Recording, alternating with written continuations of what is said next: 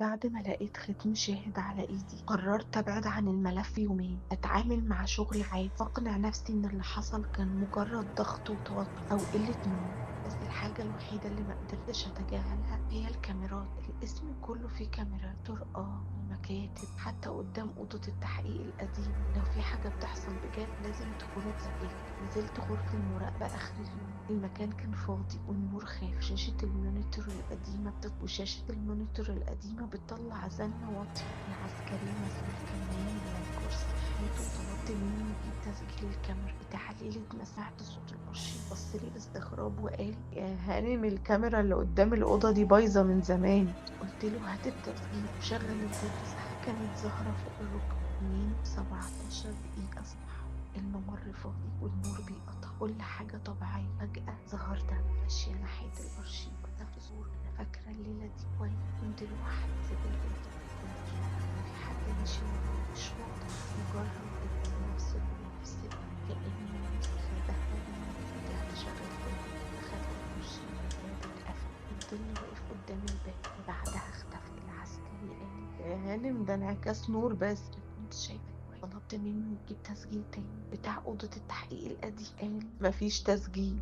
قلت له: يعني ايه؟ قال لي: الكاميرا دي بتسجل طرقة بس، انما باب الأوضة مش في الكادر اصلا. بس الغريب ان لما شغلنا البيت باب الأوضة كان ظاهر، مع انه المفروض ما يظهرش. يعني كانت 3 و4 صباح باب الأوضة مقفول والممر فاضي. فجأة الباب اتفتح لوحده، مفيش حد دخل ولا حد خرج. بس بعد ثواني ظهر شخص واقف قدام الباب، واقف باصص للكاميرا. قلبي وقف. الشخص ده كنت انا. بس انا في الوقت ده كنت تحت غرفة المراقبة. بصيت على العسكري بسرعة، قلت له: انت شايف ده؟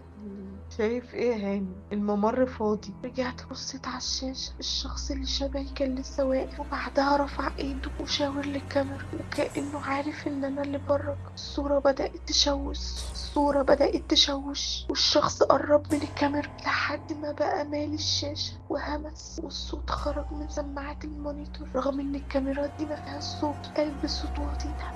الشاشة فصلت ورجعت لوحدها. الفيديو رجع طبيعي تمام. مفيش باب مفتوح، مفيش حد. العسكري بصلي وقال: في حاجة يا هانم؟ قلت له: لا، بس قبل ما اطلع بصيت على الشاشة الصغيرة اللي في الركن اللي بتعرض الكاميرا المباشرة. لقيت نفسي واقفة في الممر، بس انا كنت جوه غرفة المراقبة. الشخص اللي على الشاشة كان واقف قدام أوضة التحقيق وباصص مباشر للكاميرا، وبعدها لف وبص ناحيتي انا. بص جوه الشاشة وابتسم. خرجت من الغرفة بسرعة، طلعت على الممر كان فاضي. باب أوضة التحقيق مقفول، بس على الباب كان في حاجة جديدة: ستيكر أبيض صغير مكتوب عليه كاميرا 4 أكتف. رغم إن العسكري قال الكاميرا دي بايظة من سنين. رجعت أبص على الكاميرا فوق الباب، لقيت النور الأحمر كان شغال والعدسة كانت متوجهة عليا مباشرة. ساعتها بس إني مش بتفرج على التسجيل هو اللي بيتفرج عليا، إن في نسخة تانية مني موجودة جوه الكاميرا مستنية